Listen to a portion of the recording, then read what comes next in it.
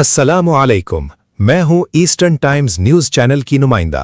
आज हम अपने खुसूसी प्रोग्राम रीडर क्लब में एक ऐसी शाहकार तख्लीक पर गुफ्तगू करेंगे जिसने दुनिया भर में फिक्री इनकलाब बर्पा कर दिया। हम जिस नॉवेल को इस रीडर क्लब में पढ़ रहे हैं वो दरअसल सूफीज़ वर्ल्ड है, जिसे नॉर्वेजियन मुसन्निफ जॉस्टीन गार्डर ने 1991 में तहरीर किया। ये नॉवेल अपनी साख्त और असलूब के एतबार से एक मुनफरिद तख्लीक है, जहाँ कहानी और फ़लसफ़ा इस तरह एक दूसरे में मुदगम हो जाते हैं कि कारी को इल्म और तजस्सुस एक साथ मुयस्सर आते हैं। ये कहानी एक नौउम्र लड़की सोफ़ी आमंडसन के गिर्द घूमती है, जिसकी ज़िंदगी उस वक्त बदल जाती है जब उसे अचानक पुरअसरार खतूत मौसूल होना शुरू होते हैं। इन खतूत में ऐसे बुनियादी सवालात उठाए जाते हैं जो सदियों से इंसानी फ़िक्र का मरकज़ रहे हैं, जैसे हम कौन हैं, दुनिया कैसे वजूद में आई और हकीकत की असल नौइयत क्या है। यही सवालात सूफ़ी को एक फ़िक्री सफ़र पर ले जाते हैं, जहां वो अपने उस्ताद एल्बर्टो नॉक्स की रहनुमाई में फ़लसफ़े की पूरी तारीख़ से गुज़रती है। इस सफ़र में उसे कदीम यूनान के मुफ़क्किर सोक्रेटीस के सवाल करने के तरीक़े से आगाही मिलती है, फिर प्लेटो के नज़रिया मिसाल से तारफ़ होता है। उसके बाद एरिस्टोटल की मंतिक़ और साइंसी फ़िक्र सामने आती है। जदीद फ़लसफ़े में दाखिल होते हुए वो रेने देकार्त के उस जुमले तक पहुँचती है कि मैं सोचता हूँ इसलिए मैं हूँ। फिर इमैनुअल कांट के यहाँ अक्ल और तजर्बे की हुदूद का सवाल उठता है। समाजी और मुआशी फ़िक्र के बाब में कार्ल मार्क्स का मादियत पर मबनी तज्ज़िया सामने आता है, और आखिरकार जॉन पॉल सार्त्र की वजूदियत इंसान की आज़ादी और ज़िम्मेदारी को एक नए ज़ाविये से पेश करती है। ये तमाम मुबाहिज़ एक खुश्क दरसी अंदाज के बजाय एक रवां और दिलचस्प कहानी में इस तरह ज़म है कि कारी खुद को इस फ़िक्री सफ़र का हिस्सा महसूस करता है। नावल का एक निहायत चौंका देने वाला मोड़ वो है जब सोफ़ी को ये एहसास होता है कि वो खुद भी किसी और की लिखी हुई कहानी का किरदार है। इस इंकिशाफ के साथ ही हकीकत और तख़य्युल के दरमियान मौजूद सरहदें धुंधला जाती हैं, और कारी भी अपने वजूद और शऊर के बारे में नए सवालात उठाने पर मजबूर हो जाता है। ये नावल न सिर्फ फ़लसफ़े की तारीख़ को बयान करता है, बल्कि इंसानी शऊर, शनाख्त, आज़ादी, जब्र और कायनात की मानवियत जैसे बुनियादी मौज़ूआत को भी छूता है। यही वजह है कि सूफ़ीज़ वर्ल्ड दुनिया भर में बेहद मकबूल हुआ और इसे दर्जनों ज़बानों में तर्जुमा किया गया। ये तख्लीक इस बात की याद दहानी है कि फ़लसफ़ा महज किताबी इल्म नहीं, बल्कि इंसानी ज़िंदगी के हर लम्हे में मौजूद एक ज़िंदा तजुर्बा है, जो हमें सवाल करने, सोचने और अपने इर्द गिर्द की दुनिया को नए ज़ाविये से देखने की तहरीक देता है। आइए अब इस नॉवेल के अबवाब का तफसीली जायज़ा लेते हैं। तीसरा बाब सूफ़ीज़ वर्ल्ड में इस मकाम की नुमाइंदगी करता है जहां इब्तिदाई दो अबवाब के सवालात मैं कौन हूं और दुनिया कहां से आई महज हैरत या तजस्सुस तक महदूद नहीं रहते, बल्कि एक मुनज़्ज़म फ़िक्री तालीम की सूरत इख्तियार करने लगते हैं। यहाँ कहानी की मरकज़ी किरदार सोफ़ी आमंडसन को एक नया ख़त मौसूल होता है, और अब उसे यह एहसास होने लगता है कि कोई नामालूम उस्ताद उसे फ़लसफ़ा बाकायदा तौर पर सिखाना चाहता है। यूं कहानी एक नए मरहले में दाखिल होती है, जहाँ बेसाख्ता सवालात इल्म की एक बाकायदा रिवायत से जुड़ जाते हैं।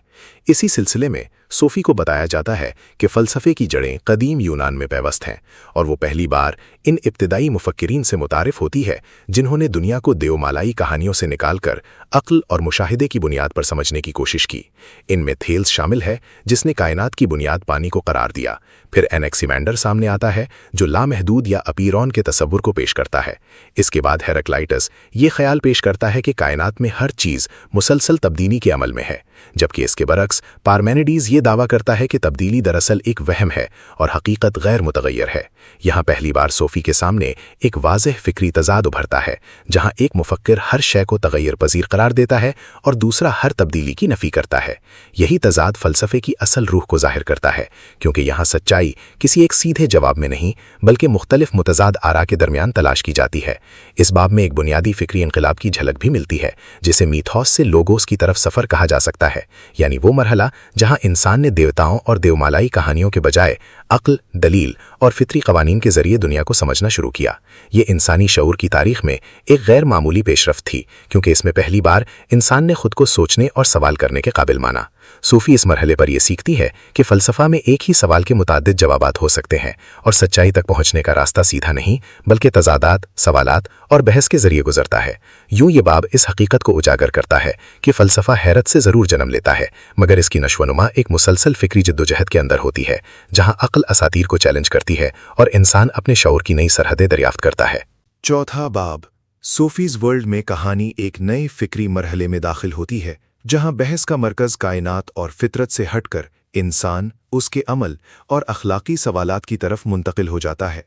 यहाँ सोफी अमनसन की तालीम एक ऐसे मोड़ पर पहुंचती है जहां ये सवाल अब ज़्यादा अहम हो जाता है कि इंसान कैसे जिए और दुरुस्त व गलत का मायार क्या है। इसी तसलसल में उसे सबसे पहले कदीम यूनान के अजीम मुफक्किर सोक्रेटिस से मुतारिफ करवाया जाता है, जो अपनी तहरीरों के बजाय मुकालमे और सवाल के ज़रिए सच्चाई तक पहुँचने का कायल था। उसका तरीका ये था कि वो मुसलसल सवालात के ज़रिए सामने वाले के ख़यालात को परखता और उसके अंदर मौजूद तज़ादात को ज़ाहिर करता, ताकि सच मुकालमे के अमल से खुद उभर कर सामने आए। उसका मशहूर कौल कि मैं जानता हूं कि मैं कुछ नहीं जानता, दरअसल इल्म की आजिज़ी और तनकीदी शऊर की बुनियाद को ज़ाहिर करता है, क्योंकि उसके नज़दीक हकीकी इल्म अपनी लाइल्मी को पहचानने से शुरू होता है और अखलाक उसी वक्त मुमकिन है जब इंसान शऊरी तौर पर अपने आमाल का जायज़ा ले। सुकरात के बाद सोफ़ी को उसके शागिर्द प्लेटो के फ़लसफ़े से आगाही मिलती है, जो हकीकत को एक और सतह पर ले जाता है। अफलातून के नज़दीक ये मादी दुनिया जो हम देखते हैं असल हकीकत नहीं बल्कि एक साया है, और हकीकी वजूद एक मिसाली दुनिया में है जिसे वो आलम मिसाल कहता है। हमारी दुनिया दरअसल इस कामिल हकीकत की महज नकल या अक्स है। इस तसव्वुर को वो अपने मशहूर गार के इस्तिआरे के ज़रिए वाज़ेह करता है, जहाँ लोग दीवार पर पड़ने वाले साए को ही हकीकत समझ बैठते हैं, जबकि असल हकीकत उनकी नज़रों से उझल रहती है। इसके बाद सोफ़ी को एरिस्टोटल के ख़यालात से रोशनास करवाया जाता है, जो अपने उस्ताद अफलातून से इख्तिलाफ़ करते हुए हकीकत को इसी मादी दुनिया में तलाश करता है। एरिस्टोटल के नज़दीक इल्म का माखज़ तजर्बा और मुशाहिदा है, और चीज़ों को समझने के लिए उन्हें बराह रास्त देखना और परखना ज़रूरी है। यूं वो फ़लसफ़े को ज़्यादा साइंसी और ज़मीनी बुनियाद फराहम करता है। इस बाब में दरअसल तीन मुख्तलिफ ज़ाविये एक दूसरे के सामने आते हैं, जहाँ सुकरात सवाल और अखलाक की बुनियाद रखता है, अफलातून मिसाली हकीकत की बात करता है और एरिस्टोटल तजर्बाती दुनिया को इल्म का मरकज़ करार देता है। इन तीनों के दरमियान एक जदली तनाव पैदा होता है, जो ये ज़ाहिर करता है कि सच्चाई किसी एक सीधी लकीर में मुक़य्यद नहीं बल्कि मुख्तलिफ ज़ावियों और नुक़्ताए नज़र के इम्तिज़ाज से तश्कील पाती है। इस फ़िक्री सफ़र के नतीजे में सोफ़ी के अंदर एक नई बसीरत पैदा होती है। वो अपने ख़यालात पर शक करना सीखती है, दुनिया को महज ज़ाहिरी आँख से नहीं बल्कि तनकीदी नज़र से देखने लगती है, और उसे ये एहसास होने लगता है कि हकीकत इतनी सादा नहीं जितनी बज़ाहिर दिखाई देती है। यूं ये बाब इस नुक्ते को वाज़ेह करता है कि फ़लसफ़ा सिर्फ़ कायनात के असरार को समझने का नाम नहीं बल्कि इंसानी अमल, अखलाक और शऊर की गहराइयों में उतरने का अमल भी है, जहाँ सवाल करना ही इल्म की असल बुनियाद बनता है और हकीकत तक पहुँचने के कई रास्ते हो सकते हैं। नाज़रीन, ईस्टर्न टाइम्स न्यूज़ चैनल पर अब हम उन तीन अजीम मुफक्किरीन के दरमियान मौजूद फ़िक्री कशमकश का तज्ज़िया करेंगे। अब वक्त है कि हम इस तमाम बहस का निचोड़ असातीरी शऊर से फ़लसफ़ियाना अक़ल तक के सफ़र की सूरत में देखें। असातीरी शऊर से फ़लसफ़ियाना अक़ल तक का सफ़र महज तारीख़ अफ़कार का एक सिलसिला नहीं बल्कि इंसानी जहन के अंदर वक़ू पज़ीर होने वाली एक बुनियादी साख़ती तब्दीली है। एक ऐसी तब्दीली जो इंसान को बयान किए जाने वाले वजूद से सवाल करने वाले वजूद में बदल देती है। सोफ़ीज़ वर्ल्ड में जिस फ़िक्री इर्तक़ा को इब्तिदाई 5 अबवाब की सूरत में पेश किया गया है, वो दरअसल इसी बुनियादी इनक़िता की अलामती तश्कील है, जिसमें असातीर की बंद दुनिया टूटती है और लोगोस यानी अक़ली इस्तिदलाल की दुनिया जन्म लेती है।